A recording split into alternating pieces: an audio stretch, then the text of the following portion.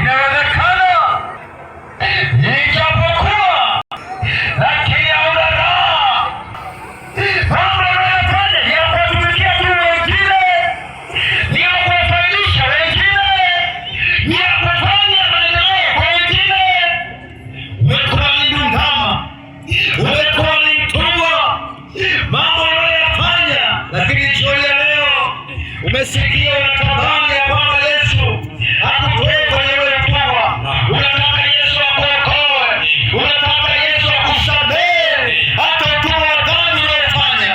Wewe ambaye moyo wako unasema ninamtaka Yesu aniokoe, nataka leo niokoke, na haya yote nataka kuokoka, Yesu aniokoe, nitolewe kwenye hali niliyochukuliwa ya utumwa. Sitaki utumwa tena, utumwa wa dhambi, utumwa wa magonjwa, utumwa wa matatizo mbalimbali. Namtaka Yesu. Ukiwa umefunika macho yako namna hiyo, sasa nyosha mkono wako, nataka nikuombee. Nyosha mkono wako wewe ambao unasema namtaka Yesu aniokoe, nataka kuokoka, maisha yangu niokoke, ili utumwa nilioteseka, niliotumikishwa usiendelee ndani mwangu. Nyosha mkono wako. Ndio, funika macho yako, funika macho. Tunasema unaponyosha huko umefunika macho yako, usimwangalie mwingine wala usione shida.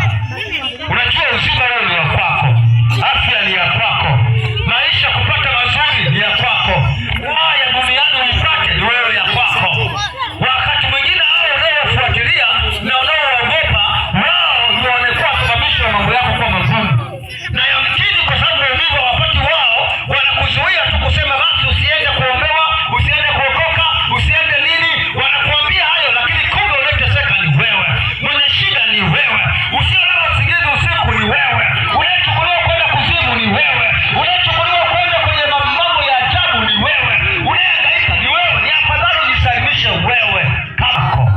Endelea kunyosha mkono wako. Naomba useme maneno haya wote. Nyosha mkono, sema Yesu. Sema tena Yesu, naja kwako, mimi ni mwenye dhambi, nimejitambua kwamba nilichukuliwa kwenda utumwani, nimemtumikia shetani na kazi zake zote.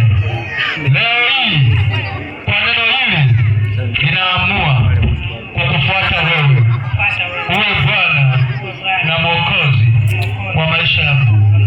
Futa jina langu kwenye kitabu cha hukumu, andika jina langu kwenye kitabu cha uzima. Kuanzia leo niwe wako. Yesu uliyekufa msalabani kwa ajili ya ukombozi wa mwanadamu, naomba unikomboe mimi. Yatosha nilivyoteswa, yatosha nilivyohangaika, yatosha nilivyoonewa. Yesu nisaidie siku ya leo. Sikia maombi yangu katika jina la Yesu, nimeomba na kuamini. Funika macho yako, naomba sasa, kuna kitu kinaweza kufanyika.